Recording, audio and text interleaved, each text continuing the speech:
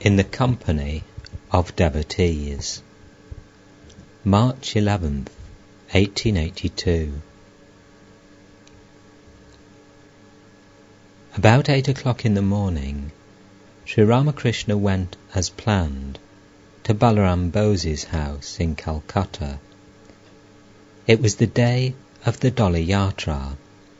Ram, Manamohan, Rakal, Nitya Gopal, and other devotees were with him. M too came, as bidden by the Master. The devotees and the Master sang and danced in a state of divine fervor. Several of them were in an ecstatic mood.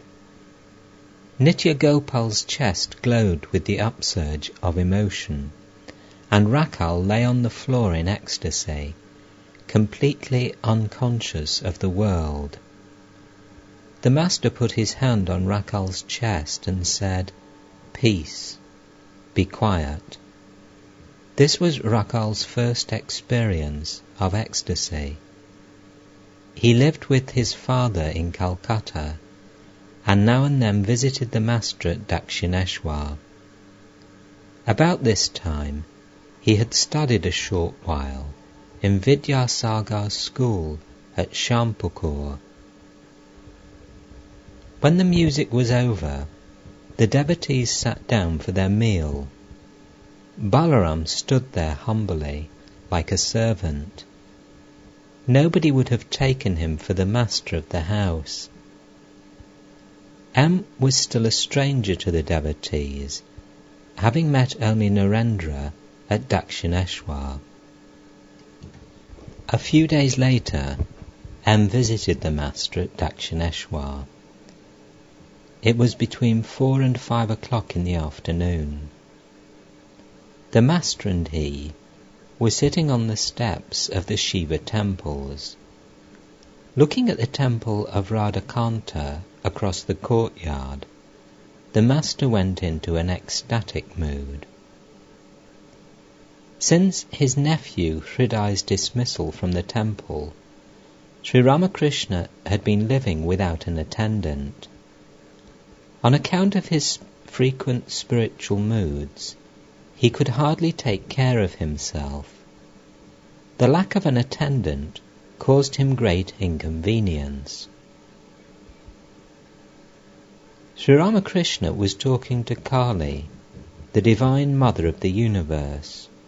He said, "Mother, everyone says, my watch alone is right. The Christians, the Brahmos, the Hindus, the Mussulmans, all say, my religion alone is true. But, Mother, the fact is that nobody's watch is right. Who can truly understand thee? But if a man prays to thee with a yearning heart, he can reach thee through thy grace by any path. Mother, show me sometime how the Christians pray to thee in their churches. But Mother, what will people say if I go in? Suppose they make a fuss. Suppose they don't allow me to enter the Kali temple again. Well then, show me the Christian worship from the door of the church." Another day, the Master was seated on the small couch in his room, with his usual beaming countenance. M arrived with Kali Krishna, who did not know where his friend M was taking him. He had only been told, "If you want to see a grog shop, then come with me. You will see a huge jar of wine there." M related this to Sri Ramakrishna, who laughed about it. The Master said, "The bliss of worship and communion with God is the true wine, the wine of ecstatic love. The goal of human life is to love God. Bhakti is the one essential thing. To know God through jnana and reasoning is extremely difficult. Then the Master sang, "Who is there that can understand what Mother Kali is? Even the 6 darshanas are powerless to reveal her." The Master said again, "The one goal of life is to cultivate love for God, the love that the milkmaids, the milkmen, and the cowherd boys of Vrindavan felt for Krishna. When Krishna went away to Mathura, the cowherds roamed about weeping bitterly because of their separation from him."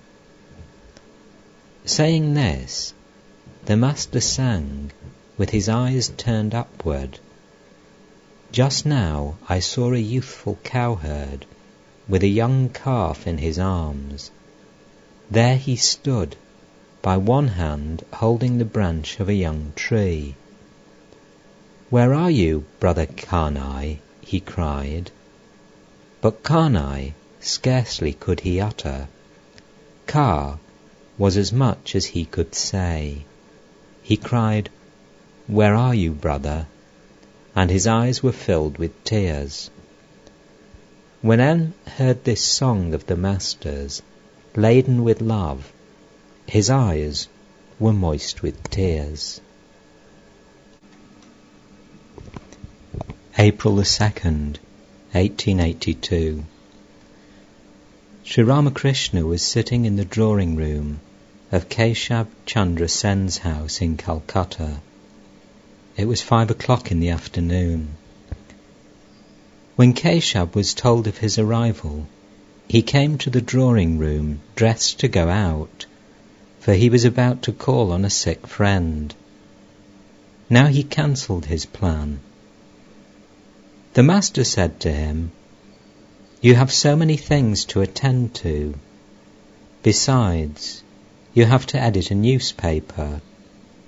You have no time to come to Dakshineshwar, so I have come to see you. When I heard of your illness, I vowed green coconut and sugar to the Divine Mother for your recovery. I said to her, 'Mother, if something happens to Keshab, with whom shall I talk in Calcutta?'" Sri Ramakrishna spoke to Pratap and other Brahmo devotees. M was seated nearby. Pointing to him, the Master said to Keshab, "Will you please ask him why he doesn't come to Dakshineshwar anymore? He repeatedly tells me he is not attached to his wife and children." M had been paying visits to the Master for about a month. His absence for a time from Dakshineshwar called forth this remark. Sri Ramakrishna had asked M to write to him if his coming were delayed. Pandit Samadhyayi was present. The Brahmo devotees introduced him to Sri Ramakrishna as a scholar well versed in the Vedas and the other scriptures.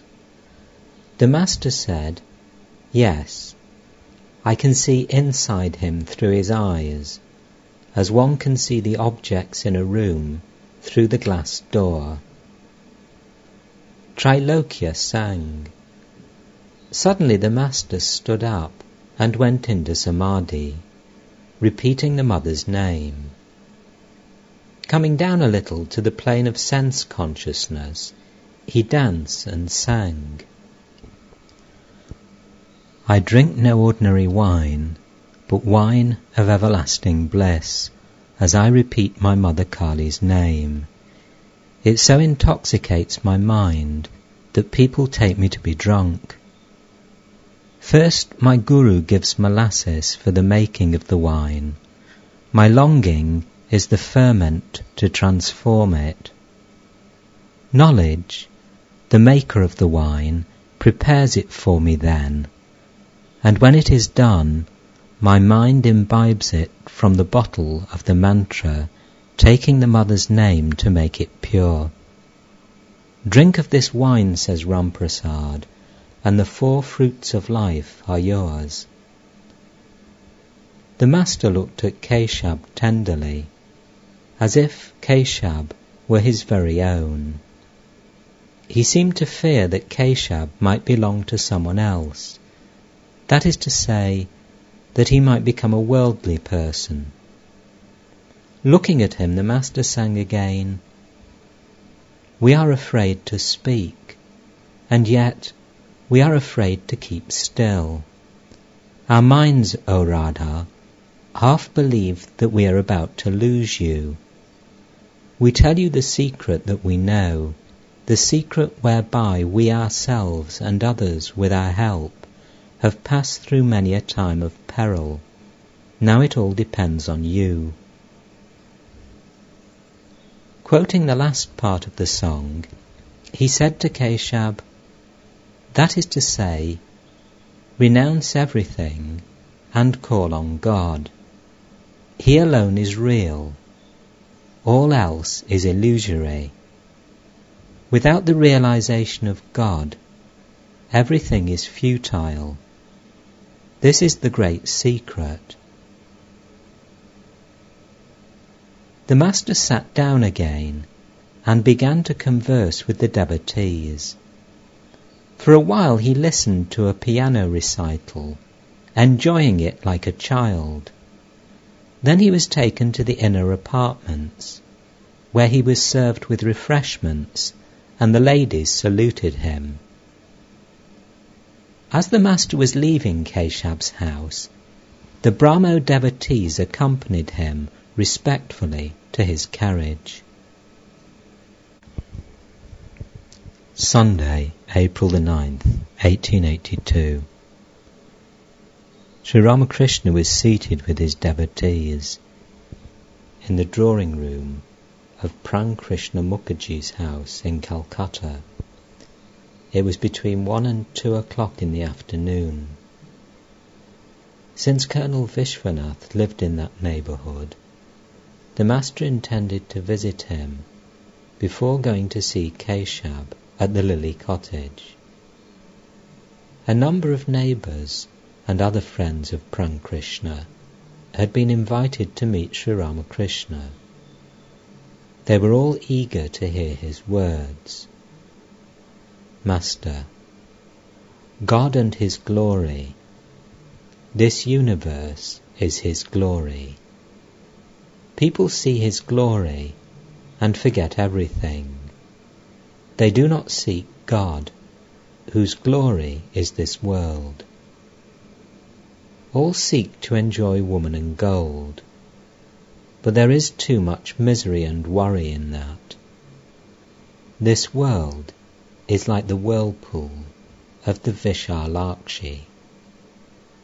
Once a boat gets into it, there is no hope of its rescue. Again, the world is like a thorny bush. You have hardly freed yourself from one set of thorns before you find yourself entangled in another.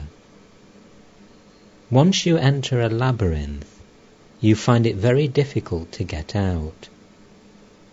Living in the world, a man becomes seared, as it were. A devotee. Then what is the way, sir? Master. Prayer and the company of holy men. You cannot get rid of an ailment without the help of a physician. But it is not enough to be in the company of religious people only for a day. You should constantly seek it, for the disease has become chronic. Again, you can't understand the pulse rightly unless you live with a physician. Moving with him constantly, you learn to distinguish between the pulse of phlegm and the pulse of bile. Devotee. What is the good of holy company? Master. It begets yearning for God. It begets love of God. Nothing whatsoever is achieved in spiritual life without yearning. By constantly living in the company of holy men, the soul becomes restless for God. This yearning is like the state of mind of a man who has someone ill in the family. His mind is in a state of perpetual restlessness, thinking how the sick person may be cured. Or again, one should feel a yearning for God, like the yearning of a man who has lost his job and is wandering from one office to another in search of work. If he is rejected at a certain place, which has no vacancy, he goes there again the next day and inquires, "Is there any vacancy today?" There is another way. Earnestly praying to God. God is our very own. We should say to him, "O God, what is thy nature? Reveal thyself to me. Thou must show thyself to me. For why else hast thou created me?" Some Sikh devotees once said to me, "God is full of compassion." I said, "But why should we call him compassionate? He is our Creator. What is there to be wondered at if he is kind to us? Parents bring up their children. Do you call that an act of kindness? They must act that way. Therefore, we should force our demands on God. He is our father and mother, isn't he? If a son demands his patrimony and gives up food and drink in order to enforce his demand, then the parents hand his share over to him 3 years before the legal time. Or when the child demands some paisa from his mother and says over and over again, "Mother, give me a couple of paisa. I beg you on my knees." Then the mother, seeing his earnestness and unable to bear it any more, tosses the money to him. There is another benefit from holy company. It helps one cultivate discrimination between the real and the unreal. God alone is the real, that is to say, the eternal substance, and the world is unreal, that is to say, transitory. As soon as a man finds his mind wandering away to the unreal, he should apply discrimination. The moment an elephant stretches out its trunk to eat the plantain tree in a neighbour's garden, it gets a blow from the iron goad of the driver. A neighbour. Why does a man have sinful tendencies? Master. In God's creation, there are all sorts of things. He has created bad men as well as good men. It is He who gives us good tendencies, and it is He again who gives us evil tendencies. Neighbour. In that case, we aren't responsible for our sinful actions, are we? Master. Sin begets its own results. This is God's law. Won't you burn your tongue if you chew a chili? In his youth, Mathur led a rather fast life, so he suffered from various diseases before his death. One may not realize this in youth. I have looked into the hearth in the kitchen of the Kali temple when logs are being burnt. At first, the wet wood burns rather well. It doesn't seem then that it contains much moisture. But when the wood is sufficiently burnt, all the moisture runs back to one end. At last, water squirts from the fuel and puts out the fire. So one should be careful about anger, passion, and greed. Take for instance the case of Hanuman. In a fit of anger, he burnt Ceylon. At last, he remembered that Sita was living in the Ashoka grove. Then he began to tremble, lest the fire should injure her. Neighbour, why has God created wicked people? Master, that is His will, His play. In His Maya, there exists avidya as well as vidya. Darkness is needed too. It reveals all the more the glory of light.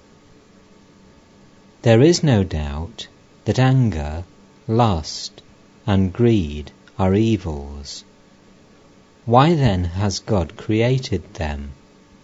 In order to create saints. A man becomes a saint by conquering the senses. Is there anything impossible for a man who has subdued his passions? He can even realize God through His grace. Again, see how His whole play of creation is perpetuated through lust. Wicked people are needed too. At one time, the tenants of an estate became unruly. The landlord had to send Golak Chowdhury, who was a ruffian. He was such a harsh administrator that the tenants trembled at the very mention of his name. There is need of everything. Once Sita said to her husband, "Rama, it would be very grand if every house in Ayodhya were a mansion. I find many houses old and dilapidated." "But my dear," said Rama, "if all the houses were beautiful ones, what would the masons do?" Laughter. God has created all kinds of things. He has created good trees and poisonous plants and weeds as well. Among the animals there are good, bad, and all kinds of creatures, tigers, lions, snakes, and so on. Neighbour, Sir, is it ever possible to realize God while leading the life of a householder? Master, certainly. But as I said just now, one must live in holy company and pray unceasingly. One should weep for God. When the impurities of the mind are thus washed away, one realizes God. The mind is like a needle covered with mud, and God is like a magnet. The needle cannot be united with the magnet unless it is free from mud. Tears wash away the mud, which is nothing but lust, anger, greed, and other evil tendencies, and the inclination to worldly enjoyments as well. As soon as the mud is washed away, the magnet attracts the needle. That is to say, man realizes God. Only the pure in heart see God. A fever patient has an excess of the watery element in his system. What can quinine do for him unless that is removed? Why shouldn't one realize God while living in the world? But as I said, one must live in holy company, pray to God, weeping for His grace, and now and then go into solitude. Unless the plants on a footpath are protected at first by fences, they are destroyed by cattle. Neighbour: then householders too will have the vision of God, won't they? Master: everybody will surely be liberated, but one should follow the instructions of the Guru. If one follows a devious path, one will suffer in trying to retrace one's steps. It takes a long time to achieve liberation. A man may fail to obtain it in this life. Perhaps he will realize God only after many births. Sages like Janaka performed worldly duties. They performed them bearing God in their minds, as a dancing girl dances, keeping jars or trays on her head. Haven't you seen how the women in northwest India walk, talking and laughing, while carrying water pitchers on their heads? Neighbour: you just referred to the instructions of the Guru. How shall we find him? Master: anyone and everyone cannot be a Guru. A huge timber floats on the water, and can carry animals as well. But a piece of worthless wood sinks if a man sits on it and drowns him. Therefore in every age God incarnates Himself as the Guru to teach humanity. Sat Chitananda alone is the Guru. What is knowledge? And what is the nature of this ego? God alone is the doer, and none else. That is knowledge. I am not the doer. I am a mere instrument in His hand. Therefore I say, O Mother, thou art the operator, and I am the machine. Thou art the indweller, and I am the house. Thou art the driver, and I am the carriage. I move as thou movest me. I do as thou makest me do. I speak as thou makest me speak. Not I, but thou, but thou. From Ramakrishna's house, the Master went to Colonel Vishwanath's, and from there to the Lily Cottage.